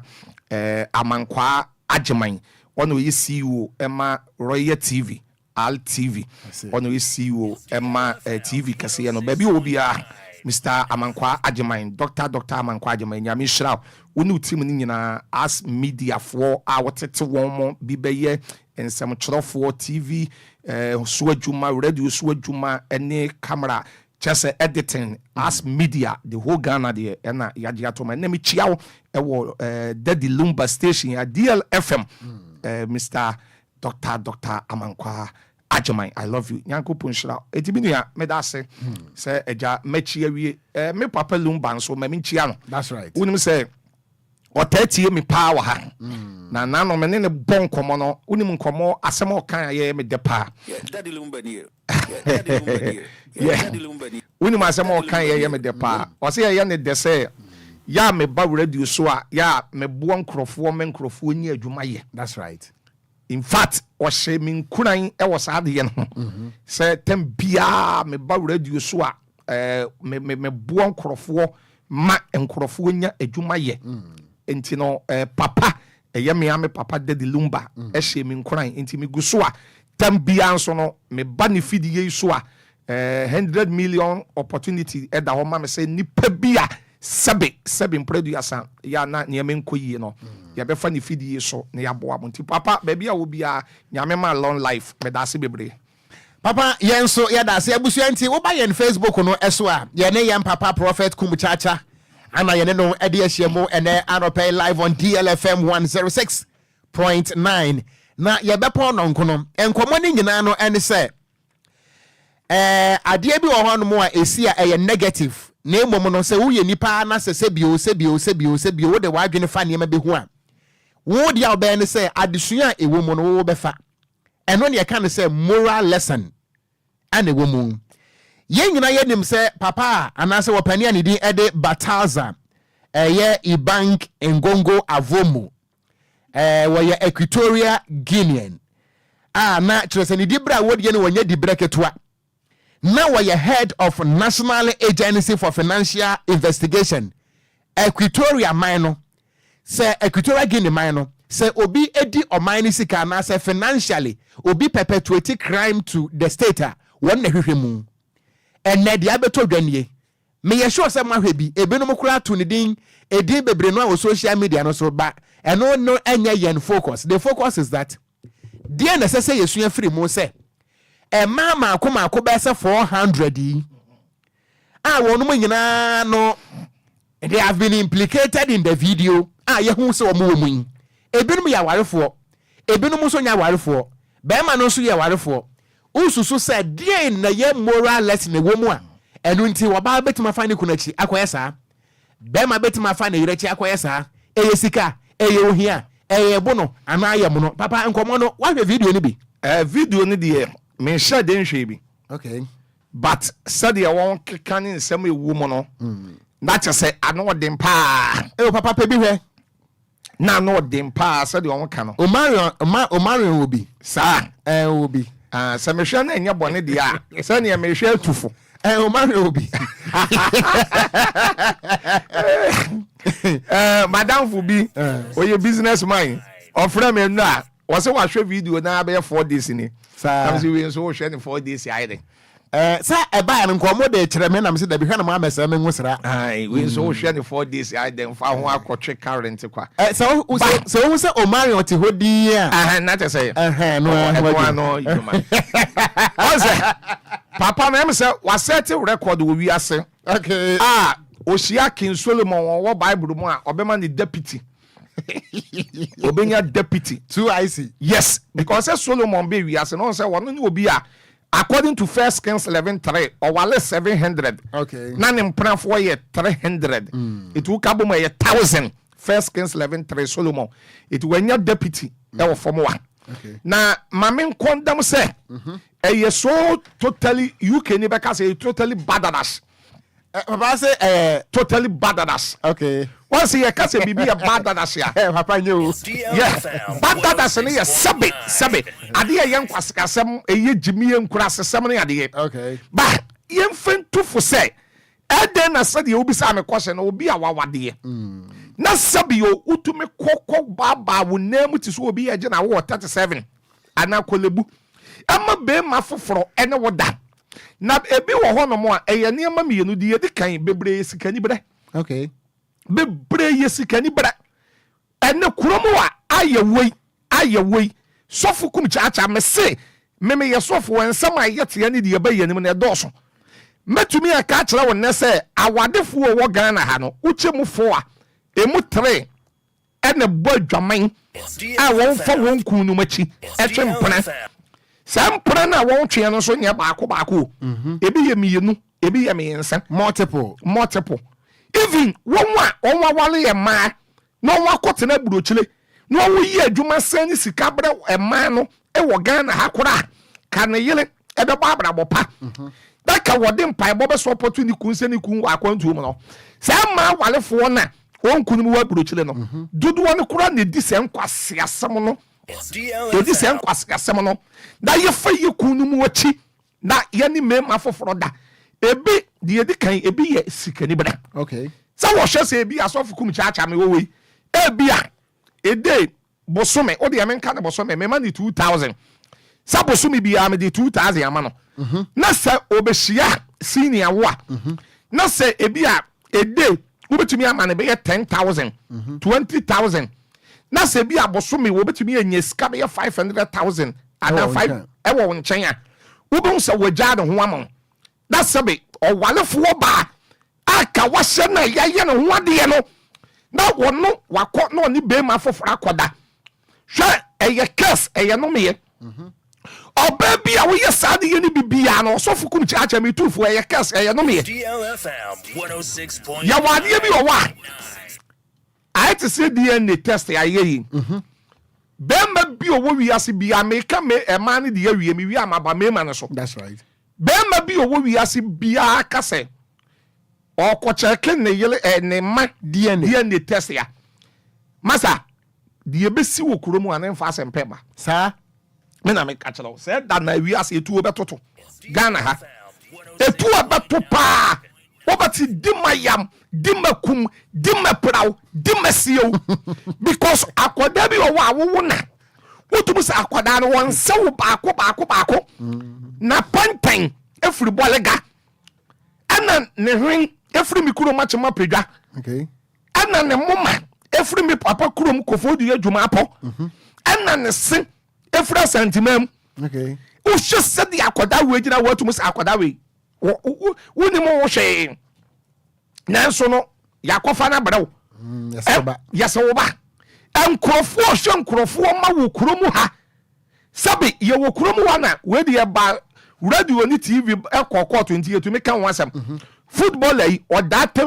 lamte yeah ye ni kromo wa no na sabe na yila wane na wo be ye 4 one code DNA ekoye test na akoda ne ba akokora anya ne ba na anya ne ba da akoda ne ba akokora nye o da lamte ne ba eti de sofu Kumchacha me kan say ebi ye sikani bra and ebi wo wa officer wani ni kunte be man ntumi set mo kan say ntumi set no ye yeah and satisfy ni ye what you say okay but sadly no koda no ntumi fa no me schools because sabe me say wonu kunte na kuntumi and satisfy we ya eye momon komodie wo dem empaso sabe be man no sabe wo fa cheme ni be man call off and then say be a be man koda program abam say ntumi nyina so nche na bia oye ya eno your friend hello bye bye oye ya na ne ho agya mu a eno no ene enuro bebraba ebibiduro ne abrofo duro bebraba okay udo uku a betumi di uku akọ hospital heba medical yi betumi di nakọ ama be man atumi satisfy you but ene no e man aba me se me kama ni de wi abeka me ma de okay e man aba ebi ya baifo ya kaba yi a enye ba yi ne de yetunku a sebe panis ba ko me yusu ni borofo enso won ene sikani bra wonim sebe ya wade bi okromu a on friend hook up what's that mateda say hook up no eno ya professional professional asawe on kojina la pass say do anwumra e man bi tumi kojina la pass e bi kojina second e bi kojina ebi gina St John sa any wosu run about ho ana DJ Omar Cross e bi nso gina East Legon ho e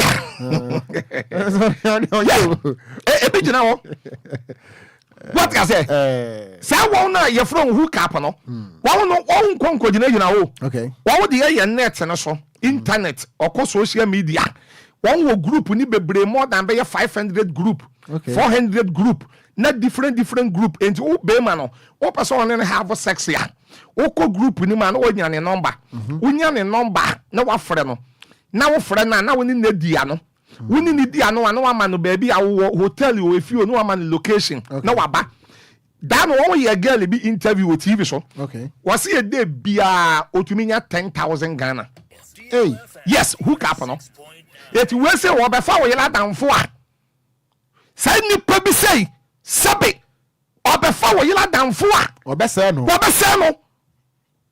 ede onya 10,000 wo de amame nteso kora mra low me de ba low ede bia wonya 5,000 aboso me yesen 1.5 billion Ghana ha nipa dodo wo say na ye adwuma sabe fa cha me ya man pani nanado akufu adu no nyamfo kora ni pay yesen ni pay yesen ministers pay yesen MP fu pay yesen da oba etumi bo sabe who kapobra na bosome no wonya 1.5 billion sama we say wo mpa wade sama we wo wade kura obema be man nada etie na kokko empanifo ni bebre office ya wo office no wo de empa sisi ho eba eno de sisi ho wo be check wo adwuma wo de application ba wo de CV ba office wa na wa kan wo kuntu ho fa otobaji golf pain na wona na wa you come ana ene emanu so hu say me kwa adwuma no wanweme a onfa me eti meja me ho ama no na wo ye wo walefo ba sabi jimiye ka wo se no na wo ko na be man na da eti ebi wo a eyesikani be number 1 okay number 2 wabeka se be man satisfy ni ye ana ebi a woni asomdwe wo fie woni asomdwe wo fie a na be man satisfy wo yi a ja wa de ne kobo nkwasika kohwibra file divorce no be some baby ne kobo nkwasika akohwibra what am I say ana me man no so na me wo UK okay woni me ade sister bi ye oyo wale fo ba woni ni kun awofo ana be ma woni na etwe mpra no wakofa mpra woni na etwe ana be ma no e ka ten say o person hu ni naked ni nakedness okay it is sister ni ntwen sen no sister ni twa ye na wo sen ni akoma be ma no ne mpra no ena koye mistake na ekoto asole group hey atija yeah full naked that adeɛ yi bɔ yeah that be where the silly is that where the silly and say that adeɛ yi bɔ full naked that one is the sister no maduro wi wo kun ne ho wo no maduro wo kun ne ho papa ya can answer me equatorial Guinea man. Yeah, I think say one of the women I better just say also committee suicide. Yeah, wo be wo ebisi wo Miami Kuromachi. Ya fra baby bagoro. Okay, yes, Achembegro. Yeah, Achembegro. Guy be on friend photo. Bibi photo. Okay. Ana otwa photo. Ni studio na mate say DLFM ho ya. Say one so wa set cameras. Okay. I one so e man ba na say bi a wo be ye adwuma. Na wona na waka wato akonwa nim pan. Won wa agi dog age. Won wa agi page awon nan kosoro age. Won wa age dawo age. No friend of fair. Or watching Begro. Enjoy you about the whole TV, need the whole radio. Okay. Be 2-3 years in here. Okay. Say one on so no. Unim. Na man no one have sex and kwan. Then number 57. Hey. Oh, video ni na ba bonten. I see. Video ni na ba bonten. O kan ni name sa asa be fa che me. O kan ni name. Say ni 9 years. Say ni be ma de ye. Yeah. Say ni 9 years ni be ma de ye. E no fair. And the video ni liki. Madam fu bi no be wali sister bi. Na ka be 1 week ama wali sister no. Say and sister ni video ba offer de nim. E wa no ja awade no. E ma bebre ano ya offer so de no na awale fo ma bebre ka ho. Sabe o chop men kaso obi twa video a enye adwuma. Ba sabe wurum ho a wo ye adwuma na. Wo ba na wakanto wato. Eti ya wade bi wo a sabe enye ana emema na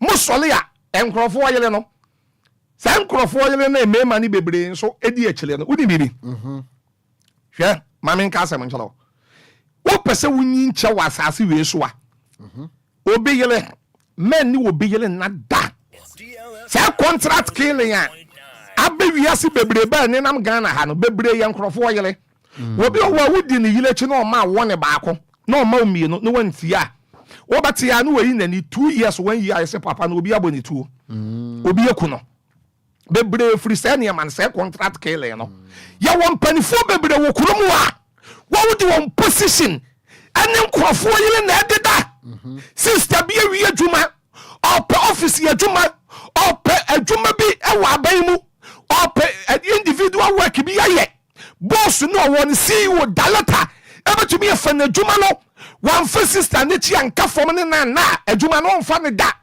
da eyisu ban bone amema ni bebre nso wom amema ni bebre eye wo kan Leviticus 18:20 a wase wo ne wo nyonko yele na memfa wo hunsuo ma no na wo yesa wo di gu hu fi DLFM 106.9 kuro we ya ye wo mi Ghana ha wo kope prosi adwuma ya na pani bi ne wana prosi adwuma unya I see wo kope soja na pani bi ne wana soja ne unya wo kope migration wo kope custom na pani bi ene wanda sa adwuma ne unya da sa pani na wono bo connection na wono paso odo koma boss no ana pani bi no wono paso wono woda udu overall boss no won so a ano so bayen de wono so paso wono woda e wa Ghana ha masa Ghana ha ya na eva eti se oyo oba no wani antia na se wo nyusu wisdom a adwuma ba ko a wo kope ne mema 5 na no beda Obia be yi ni percentage Obia suban bone ya mu ni pakwa ade se woni wo da ansa na adwuma na obefa wo awafa eti no wo be company fu ni bebre office no sade me kan no ene empa no kura bi yakonwa papa me call penny bi office about 2-3 years ago na imira no office no na the next room wa e wona chi no ya bie so me hu inside na me hu no single bed bi pillows mienu eguso so question ba me trim ne say aha no mo e adwumam aha ya office why bed and 2 pillows question busa me hono no enti I think say I reflect on their working me say na nka dwom de nka mpa aye da wadwuma mu sabio me say enne ebi kura de ye yakọ unse enne nkonwa ni bi yaba ya ba mu te se mpa say sabio say ebi a ne ho jojo no na wabre na wono an office na wo da no de kamani program. That's right. What you say? But adwuma na wo ye no de efi ka adwuma no wo de fi ka adwuma no eti oba nani ate a wonim nyansa hu se maba me be pa adwuma wona me ada na wafa me a wo fa ne wi a obi aba adwuma mu ono ye oba na dwen ne sesa de wo ye me no sa na abaye no e be ye de na adwuma ne betu mpon akoso ayi. Papa mpese mbisa question we na answer na no opani baako ATM bibi ntie ntime mfa ne di ntuga wo se ye friend chief wo se begro asemu a wo kan wo se wono nso wo kai pa na otie program no nso so da se papa me question any say the asie ni nyina no abeto monten so agana fo ye hwe no me question ye adisu esese yesua free mu se me yo ba ware fo no any sign ana be ma ware fo no any sign fi say one ye wo be ma bi wo hono mu a onfa na yerechi na nko onye na adwo so be fa na yerechi nanso no wapo adwuma wo bedru fie ne de ntokwa na ehia no ntina ni kura nji fie ye wo be bi wo hono mu nso a onye na adwo so be fa ni kunu achi nanso obedru fie a ati tie bi a ni kunu de ne be fa so ntino ama na ni mpo nyi fie enti eba na sa no a akoko a ne maame ewu akromati meche no papa awarefo ne nipa dodo no a ATM no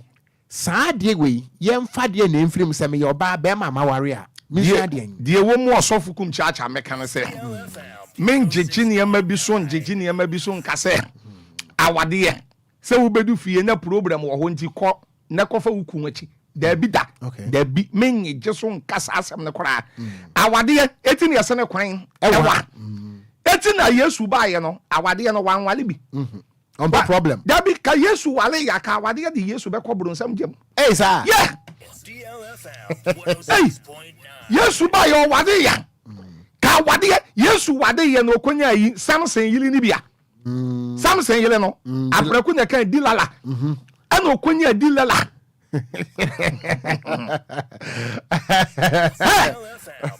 me say Yesu ba ye no owale ya ana okonya Samson yili ni bia anka awade de Yesu be kobro nsam jam nice awade dangerous ana hey awade ye ade bia eye nyame na hyehye eye Proverbs 18:22 de wanya yele ni wanya ade pa ni wanya nyame wani so ba enne bronsam atie wura awade yam watie wuram asofo de hey MP for the ministers president for ahemfo bishop for reverend pope bronsam tie si awadiem eti awade no ene emu nsam ne ye bebre sa awade boni nti obi ye wuntam okay awade boni nti wuhia wo ba bi awafo ya hwe etese talia ama ne nan ayi ti se straw ama me pacho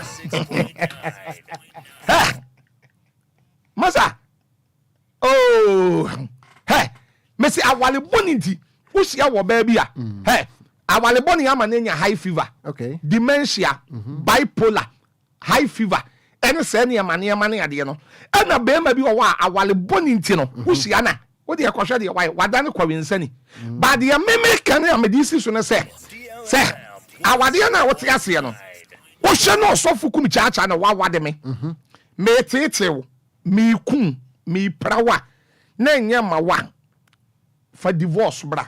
That's right. Na call baby. But mentena wade na se na enchiti meme de no ana wade bia ni wiase a there is no me hu brofu weka there is no perfect marriage on this earth. Awade papa bia ni asase so there is no perfect marriage on this earth. Okay. Awade bia ni wono ma ye 100% da e was asase we so esikafo kuro wo sika mpempem a wo nim sika ne dodo wo bank no a wo ma ne yili bibi a no kora no sebe facha me nkrofo ne won yele no da okay if you say want to me satisfy ne yie oba nani nka nani nye what I say wo betumi akofa wo bi nso a woni sika woni kapre but obemu wani yeje obewo sabe ayo kama ayi mini ya we tonyum bi say unya akokofu a unya silver unya akokofu unya bibia 100% wo wi aseda okay eti wuti ase na wo yoba na bi say mi kofie na mini ya nije mi ku ni mi ni nkomo na mini ya nije ni ade a eno nche se kochiti aware ni jai na ho nto thank you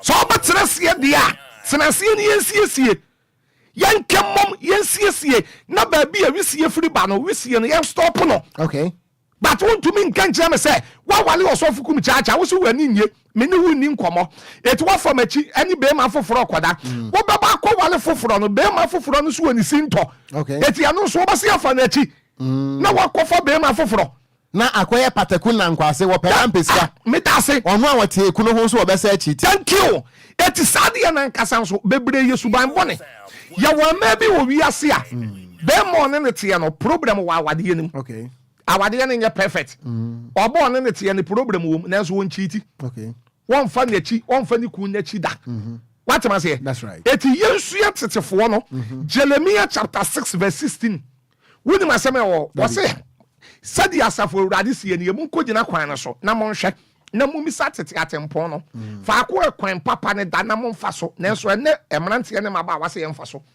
Deuteronomy 32:7 yankai tetentere ne na no yan nananom ne ye maame no no eba ewi ase no ema no no nsuro nyame otumi tena be ma ba ko ni be ma wo 10 na de otoso 10 ya friend say badu won free ni ku achi da what you say won free ni ku achi da na ye duabo ye no me ankane mimi so osof Kumchacha mi so madi 50 years na mete wono oh I see obi a woye walefo ba wo bo ne to a yesi abejo wa yefre ana bibisa yes ayefre ye mo walefo ba to dabi ena walefo ma ye wale won kwa adwuma mu office na dalete so ni nufu na omiya ne to ne na adwuma mu nipa na waso ni nufu na omiya ne to na ogiro na wanyinya nanim so obi a wawe anka twade ye no he no walefo ba agobone Bible kora ka agobone nwasem ana mpanifo akora se wo dwan na no ka nchina wo wiare thank you thank you ana wiase no won wo bi a wo ye nkwan a won kan hweda obeka hwe hwera so na frefra nyom mi da se pa ensuo bi ato ebedi abron so ni mu na ne mframa ebo ne ye de hwe that's right wodi aburo ne ebe ye yi ani mfifie mu ana wodi ye hu that's right wo ni wo yi ye beba wo yale dem na wodi ahwe that's right woni ye ba akwa awade ye na wodi ye dwapade ye bebe fie wo hia wakonta ahwe ni shu that's right ana wo bosu apane nso wi aburo na so be ma wo ahwe ni ntutu yem mi da se pa what is it hwe ni ntutu yem etimi ya adia ba ko osofu Kumchacha mpesa me kan say suban ye suban okay aponche to me madan wo dwan da wo dwan to me me ya aponche da won wa eni suban na won wa bra botan wo woku no wo mpra what ya say ya hye ne kawa ene kora woni adia ba ko a won ye ma me nka we ntwam se bi a wo be bi ofun la ya okay hwe woni adia ba ko won ye okay ti say bi osofu Kumchacha meme wo yele kawa sheme na wo ba no so ono so wawale be ma wo a be ma ne wa buruchira na wo ba bi ono so ka wa hye no okay na yemi yenu nyina na ye ko hotel ho eti hotel wo na ye ko no me ka wa hye oba no eti wo hotel wo nyina anim se bi aye ya walefo na mo ba jima home ye ba ji ahome ye nanso na ba ko frefre kobo da se ba ko yili wo fie na ba ko nsu kun ewo fie what you say that's right ene ema ni bebre nso ono ma eni mema ni nyina wonim de ye bi ye ema ni bebre ono mo a ne mpra ne me sofu Kumchacha ya fra me Erica o sto di na no wa ye no Erica to be ka so ba na efre me da se frimpon no wa ye no frimpon ma okay ofoli no wa ye no ofoli wa Asante Asantoa Basa Eurade so papa ma membisa question we na fe me nko atie for no I think say Ghana for no ene wo bebo nkomo ne okay papa awade ebia oba bi ne be ma bia ware wo ma wo ebia nkwada ensia anabi o ma wo nkwada nson hwe ema dodo a abamu ba ko tete ba ko manani nkafie papa tie o onyai aware na enkwada no enye basa wo hu ne se eba na sa no wo ha enkwada no ntie ne metena ho na enso mekwa koye me ne ma wa bonten papa eba na sa na in this situation no yen carry ne say it's too bad. Okay. O tena ho akwaye wo ne ma wa eye fi na wo di kan busua no sa o makora ba yale worof. Okay. Ukunkura adwuma be kofo sei be man so a wo yesa wo de no me ye ka wo ma wo de no me ye ba fie ni nyina oba ni be ma ni nyina nye se sabe I say ye de wakokọ to no wabokoro no ye de na akobokoro no na o se yekom na na de wo ye no kora na yekom de wo but wi ase se Obia ko wi ade na o ka se yekom de na se ne ka jeje nremande Obia wo dabi ko nyeli Obia meboa sure akwam de wa de no ankwanye adwuma on se atwa dabi onan atwa eti edenti na me kofa me yile chi ana me kun achi a na me yile mume na me yile ne me kasa rof eye wo suban wo pe masam dodo sisim ye odachi akokono ontimi ntu akokono bemba bi wo amese ni sisim eye ni dachi akokono ya e ma penti ene wo yade aba yade yedi kan one friend simple ace AIDS acquired immense versus syndromes. Papa nya wetre. Yeah. There be tamunim. Ace no papa say ace no. I tamunim AIDS no jina ma den. Tamunim ti ana ya young tentem. I acquired immense deficiency syndromes. Okay. AIDS. Okay. AIDS no papa say jina acquired immense deficiency syndromes. Okay. Yade we yo. Okay. Ehu. Na enu akura say Ghana Health Service and the Ghana AIDS Commission the by say asokore mampon say ne esi course ro nya asam kotoa. Ya da bia report of foforo ba. And young girls na aba no so wo ho fefefo. But enne ye adwama no yensuro yade no yensuro. Yade we kura ba ko bi one friend gono anase gonorrhea. Yeah. Eno no okogina ba bi no odwonso a 10 minutes na dwonso na mai. Ubonso ogina wo no de ni kokuru moti etim fom ne wanyinya nanim ti so obi a ye de coronavirus pane awo no. No ogina wo na o chem te se obi a awo aka no. No ogina wanim sa dey. Emma Obema bi wo ma paint one na ma no wakoa eto sa anwea ka. Asa jabidie ka. Thank you. One na ma no wakoa te sa anwea ka. Wo pema dodo papa down Kofodia. Oluma bi a wadi 70 years. Or the young girl a wadi 25 Echo Hotel. And okonum nuro no. Ema ebroso. Eba pepem ni TV. Yes, I think 2 years ago. Yes, okon that 75 years. Or person ya na what say ya abrantie. No kofe nuro no. Oluma infa duro bosu mienu miensa afi wako one round ko obeko two oluma nani apija pija that is China ni wako two galamsi ya yepe na che no ni ni dawie mu abusia ye urade mewu mi dika ja abusia ne bi ni o abusia ne papa kumchacha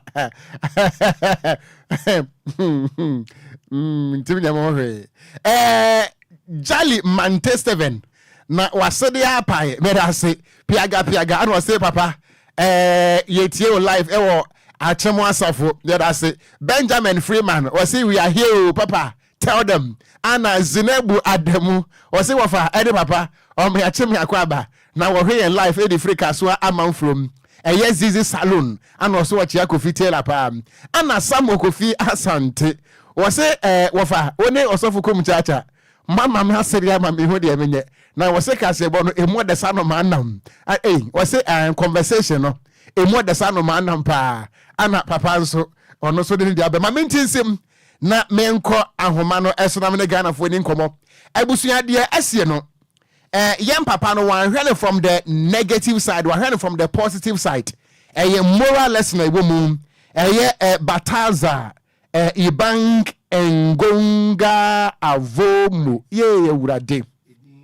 A dinner one, Tina would dear Boneno. Now, me part of my room, Fisher Abrantian, Sapape, Neofa, any former president of Equatorial Guinea eye Teodoro Obiang Nguema Mbasogo ne wofa eno no me pato de asie no de na yensua emfiri mo se Ghana fo awarefo ye twe empren mo amotwen 0534050199 0593406565 yem papa Kumchacha ewa ha. Good morning. Morning wofa. Me wofa se be ni ebodi kire me en. Wofa se ya me kasa fi abri. Ya ma mintie Kumchacha nyame shira no. Nyame ni ne fi adum ekwa adum. Ya tana se pa. Na akofo papa na asem na okan ya no. Na me no akofo bia ba bia ye fie wa ho na hotel no wo. Adum hotel. Awo na papa no ko wu ya no. Ensi sadia ya pe ya ho a na ye nya no. Kumchacha nyame shira ne pa. O sa mre bio. Me da se o wa ha no mo me pa cho ma chien. Ma chien over. Body chire me en.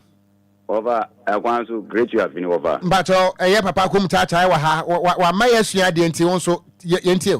Yo so Kumchacha me bona baso nyame nhira no owo nyame ankasa ahyeda ma no adoma chede eye afutuo ne nkyerɛkyerɛ adoma chede nyame nhira no na oka akwa immune deficiency syndrome eno ne ye de 8 for the by but dia ohwemu pa AIDS ne nkyira se ya ne say Almighty is destroying sinners.